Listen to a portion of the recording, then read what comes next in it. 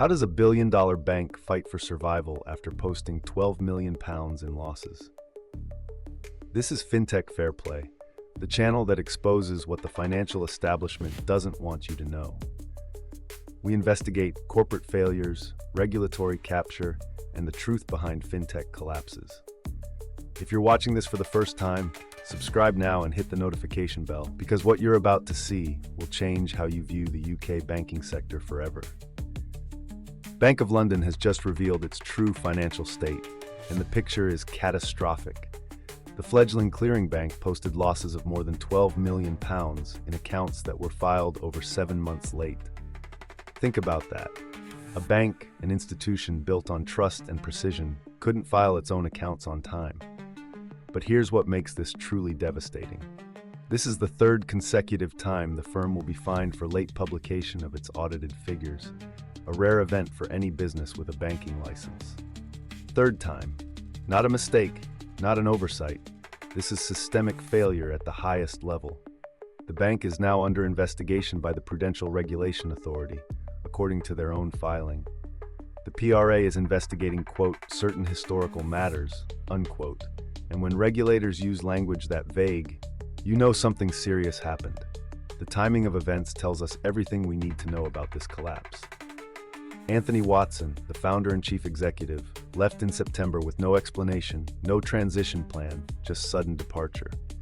Days later, and I mean literally days, the bank received a winding up order from Revenue and Customs regarding an unpaid tax bill. The bank's excuse? They called it an administrative error and claimed they've since repaid the tax authorities in full. A bank that can't pay its taxes on time is calling it an administrative error? That's not an error. That's a symptom of something much deeper. The board exodus followed immediately. October saw Labour grandee Peter Mandelson leave the board, taking with him decades of political connections and influence. U.S. private equity boss Harvey Schwartz departed at the same time, removing critical financial expertise when the bank needed it most. When directors of this caliber abandon ship simultaneously, they're not leaving, they're fleeing. Ernst & Young, the company's auditor, delivered the death blow in today's filing. They stated that the bank's ability to continue as a going concern is subject to material uncertainty. Let me translate that from auditor speak. This bank might not exist in 12 months.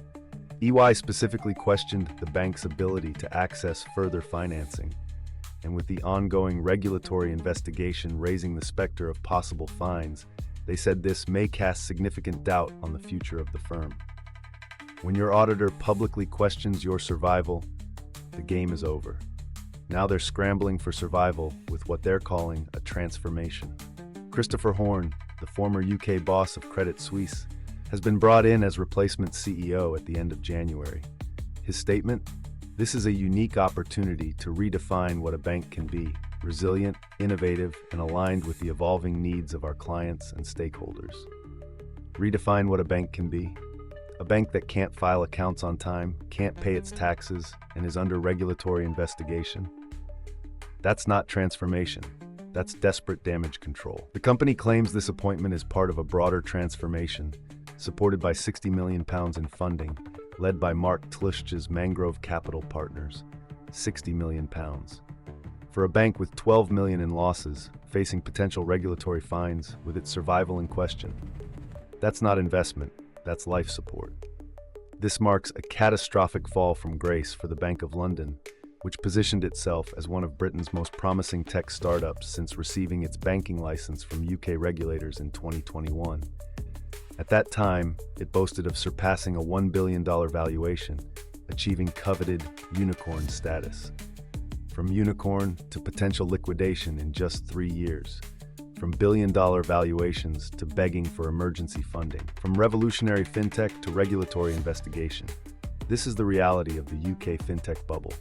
The pattern is clear and undeniable.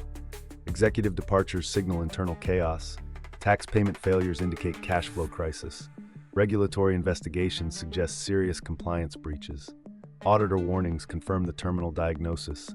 Emergency funding proves desperation, not transformation. Bank of London's story isn't unique. It's symptomatic of a sector built on hype rather than fundamentals. The question isn't whether Bank of London will survive. The question is, how many more UK fintechs are hiding similar problems? How many more unicorns are actually on life support? How much more investor money will disappear before regulators act? This is Fintech Fair Play, and we'll keep exposing these failures because someone needs to tell the truth about the UK fintech fantasy. Subscribe to our channel for more investigations.